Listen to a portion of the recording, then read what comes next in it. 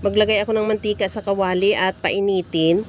At igisa ko na rin yung bawang, sibuyas at kamatis hanggang sa maluto. Habang ginagawa ko yan mga kalasa, kung bago ka pa lang sa aking channel, welcome. At huwag kalimutan mag-subscribe at i-click ang bell button para sa mga notification. At kung dati ka pa, welcome back at i-follow mo na rin ako sa aking Facebook page Lasang Pilipina. Timplahan ko na rin yan ng asin at paminta.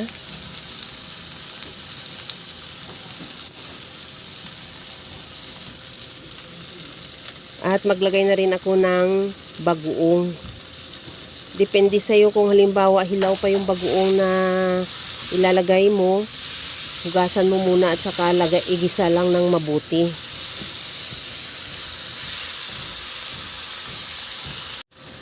Ilagay ko na rin yung kalabasa.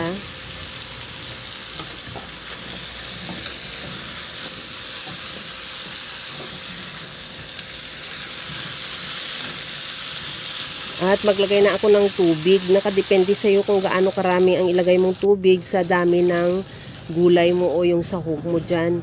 At takpan ko muna hanggang sa maluto lang din yung kalabasa.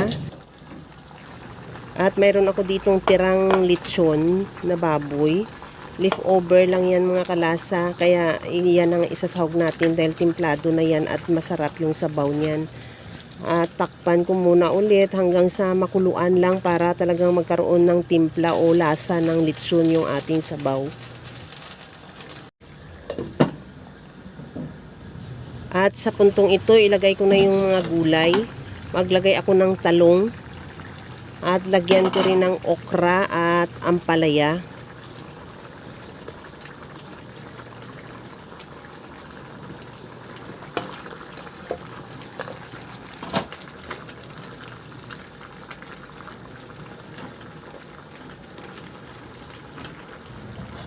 Takpan ko muna ulit hanggang sa maluto lang din yung gulay. At pagkaluto na to ng gulay, ilagay ko na isunod yung sitaw. Pinahuli ko talaga yung sitaw dahil ayoko ma-overcook yung sitaw. Dahil talagang napakasarap ng sitaw pag medyo crunchy siya at lumalabas talaga yung manamis-namis ang lasa niya. At pagkatapos niyan, sinabay ko na rin ilagay yung siling green at ihalo lang hanggang sa maluto. At timplahin na rin natin yan. Tikman ko muna siya kung okay na yung timpla niya, kung ano pang kailangan natin ilagay.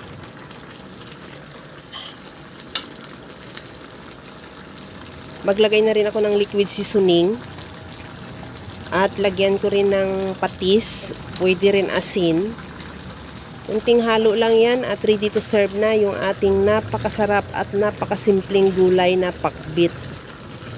Kaya mga kalasa, kung nagustuhan mo yung ating video, please like na lang at paki-share na rin sa inyong mga friends. At kung bago ka pa lang sa aking channel, subscribe na at i-click mo na rin ang bell button para sa mga notification.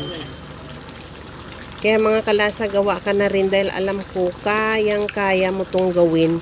Dahil sa sobrang simple at napakadali niya lang lutuin. Kagaya lang lagi sa sinasabi ko na wala namang hindi marunong magluto basta sa simpleng paraan lang.